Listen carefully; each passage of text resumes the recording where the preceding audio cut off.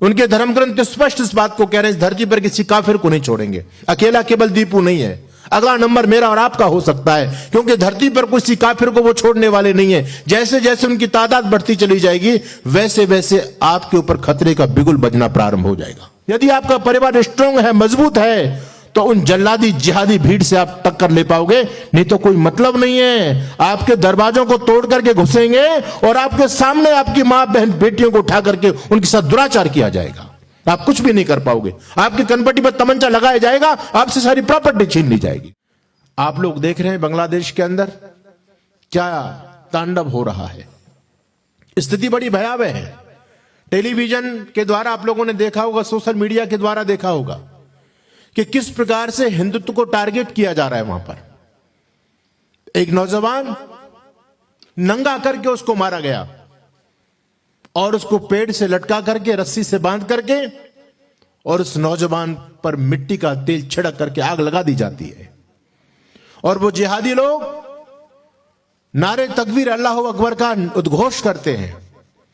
इतनी क्रूरतापूर्वक, निशंसतापूर्वक उस नौजवान दीपू की हत्या की जाती है। आग लगाने के बाद में जब उसका शव रस्सी जलने के बाद नीचे गिर जाता है, तो वो पापी लोग, वो क्रूर लोग इतने पर भी वो शांत नहीं होते, बल्कि उसके शव में जो आग की लपटें जल रही थी, तब भी डंडों से, लाठियों से प्रहार किया जाता उस नौजवान पर। लेकिन हिंदू समाज अभी भी अंगड़ाई नहीं ले रहा है। आप ये मत समझिए कि हालात तो बांग्लादेश के हैं, हम तो सुरक्षित हैं, आप भी सुरक्षित नहीं है। भयंकर खतरा, एक भयंकर आंधी चली है जो सनातन धर्म को नष्ट करने के लिए पूरी तरह से समुद्यत है। आज आवश्यकता है कि हम अपने शत्रुओं का बोध करें और किस प्रकार से शत्रुओं की चालों से हम अपने आप को बचा सकते हैं, इस पर हमको चिंतन करना पड़ेगा।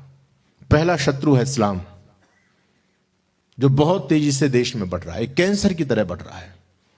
और उन लोगों का टारगेट यह है कि धरती पर कोई काफिर जिंदा नहीं रहना चाहिए। दीपू का क्या दोष था? केवल इतना ही तो था कि वो हिंदू था। एक एक हिंदू को टारगेट करके मारा जाता है। और वो तो बांग्लादेश की बात छोड़ दो, बंगाल के हालात देख लो, पश्चिम उत्तर प्रदेश के हालात देख लो, दिल्ली के हालात देख लो, और आपके महाराष्ट्र के हालात देख लो। आपके महाराष्ट्र के अंदर भी पालघर के अंदर 2 संतों की नृशंसतापूर्वक हत्या की गई थी। क्या हुआ? वो मारे गए। हम लोग शांत बैठे हुए हैं। क्या हम लोगों ने कुछ प्रेरणा ली? जो हमारे धर्म के रक्षक थे, आज वही सुरक्षित नहीं है, तो कौन धर्म की बात करेगा समाज के अंदर? इस हिंदू समाज की हालत तो ये हो गए हैं कि हम बार बार गोष्ठियां करते हैं, आयोजन करते हैं, लेकिन निष्कर्ष कुछ भी निकल करके नहीं आता।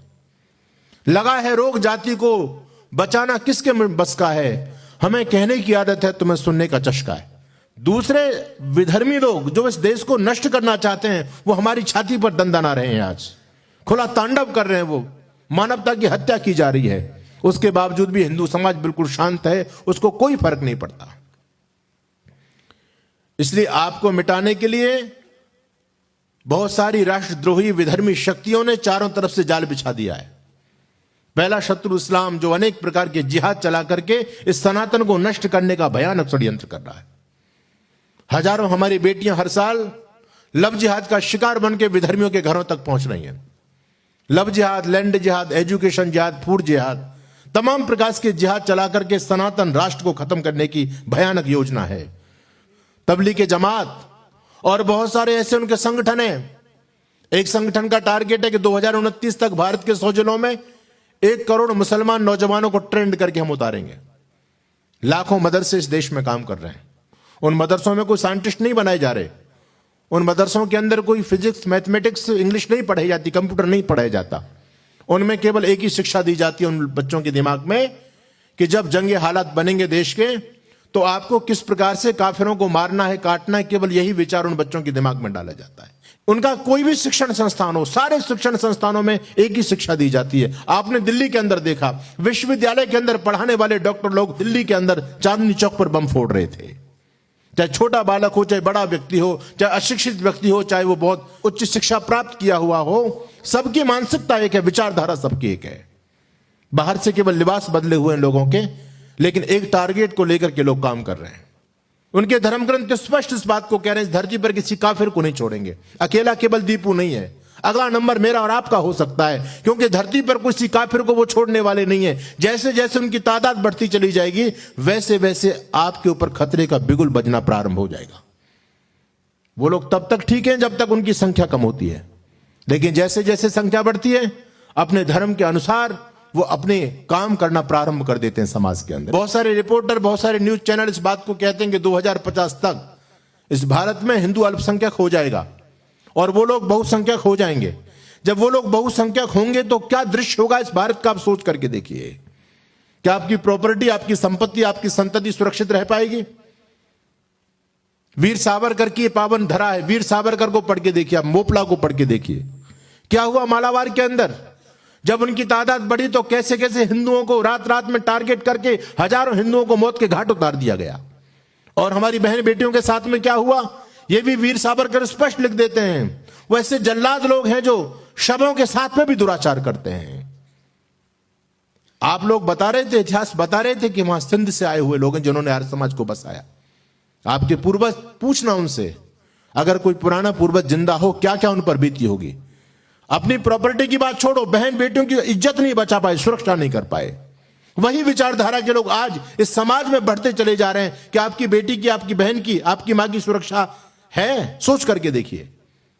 इसलिए राष्ट्र के हालात बहुत अच्छे नहीं है बंधुओं। दुनिया के अंदर केवल हिंदू एक जाति है कि जिसने इतने लंबे समय तक गुलामी को झेला, अभी भी हिंदू चेतना को प्राप्त नहीं हुआ। अभी भी दोबारा से गुलामी के गड्ढे में हम गिरने वाले हैं। तो मैं निवेदन आप लोगों के बीच में करूंगा, हालात आप अच्छी तरह से सभी परिचित हैं, इन हालातों से देश को हम कैसे बचा पाएंगे। पहला निवेदन मेरा आप लोगों से, आपको करना पड़ेगा। देखिए, ये जो गोष्ठियां होती हैं, जो कार्यक्रम होते हैं, इसमें कुछ ठोस बिंदुओं पर बात की जाती है और यदि हम लोगों ने इस पर काम करना शुरू किया तो आप बच पाएंगे। नहीं तो आने वाले 20 साल का भारत की कल्पना करना बड़ा भयावह होगा। आप सोच नहीं सकते कि देश में क्या होगा 20 साल के बाद में। अपने परिवार पर हमको काम करना है। अगर हम देश को बचाना चाहते हैं तो पहले अपने परिवारों को बचाएं। ये लड़ाई आपको अपने परिवार से शुरू करनी पड़ेगी। और वो लड़ाई कैसे लड़नी है बंधुओं? पहला हमारा उद्देश्य है कि रिश्ते बचाइए। राष्ट्र के प्रति हमारा कर्तव्य है। क्या राष्ट्र के प्रति, धर्म के प्रति आपके पास कोई औलाद है? रामप्रसाद बिस्मिल की मां ने अपने बेटे को मां भारती के चरणों में समर्पित कर दिया। एक सन्यासी प्रवचन दे रहे थे, उस प्रवचन के अंदर एक वृद्धा मां बैठी हुई थी। सन्यासी कह रहे थे कि मां भारती को आजाद कराने के लिए कौन मां अपने बेटों के पुष्प को मां भारती के चरणों में समर्पित करेगी? एक वृद्ध मां खड़ी होती है, कहती है, स्वामी जी अब तो मैं बूढ़ी हो गई, मेरा एक बेटा बिस्मिल मैं देश को समर्पित कर चुकी हूं, अब मैं वृद्धा हूं, मैं दूसरा बेटा पैदा नहीं कर सकती। अब तो आप मुझे यह आदेश दीजिए कि बूढ़ा शरीर राष्ट्र के किस काम के आ सकता है, क्या मैं राष्ट्र की सेवा कर सकती हूं। बंधुओं, सोचने की आवश्यकता है। राष्ट्र को दोबारा से भगत सिंह की आवश्यकता पड़ेगी, ऊधम सिंह की आवश्यकता पड़ेगी, फतेह सिंह जोरावर की आवश्यकता पड़ेगी, हकीकत वीर की आवश्यकता पड़ेगी, विनायक दामोदर सावरकर की आवश्यकता पड़ेगी, चापेकर बंधुओं की आवश्यकता पड़ेगी। लेकिन वो चापेकर बंधु कहां से आएंगे मुझे बताइए आप। आपका तो केवल एक ही बेटा है और उस बेटे को हम केवल IAS IPS जज बनाना चाहते हैं। अब जब देश के लिए बलिदान की आवश्यकता पड़ेगी तो कौन राष्ट्र के लिए अपना बलिदान देगा? आपकी क्या तैयारी, आप सोचिए। दूसरी तरफ उनके 10-10 बच्चे हैं, 8-8, 7-7 बच्चे हैं, 4 बच्चे जिहाद के लिए लड़ाई लड़ रहे हैं, मदरसों में जाकर के पढ़ रहे हैं। उनको कोई खतरा नहीं है। खतरा तो आपका है कि आने वाला समय कितना भयावह होने वाला है और हम हाथ पर हाथ धर करके बैठे हैं। इसलिए राष्ट्र को बचाना तो पहले परिवार को बचाओ, क्योंकि परिवार राष्ट्र की एक इकाई है। सबसे पहला काम अपने रिश्तों को बचाइए। आज हिंदू समाज अपना रिश्ता नहीं बचा पा रहा है। हम पुराने लोगों से पूछते हैं कि कितने भाई थे, तो कहते हैं हम 4 भाई थे, 8 भाई थे। लेकिन 4-8 भाई जिस परिवार में पैदा होते थे, आज वहां पर एक बच्चा है, केवल एक बच्चा। परिवार नियोजन हम पर लागू हुआ, दूसरे लोगों में लागू नहीं हुआ। आज इस देश में child free India, no child India, कितनी सारी पॉलिसी चल रही हैं और हिंदू पढ़े लिखे बच्चों और बेटियों को यह बहकाया जाता है कि या तो शादी मत करो, और शादी करो तो बच्चे पैदा करने की भूल बिल्कुल भी मत करना।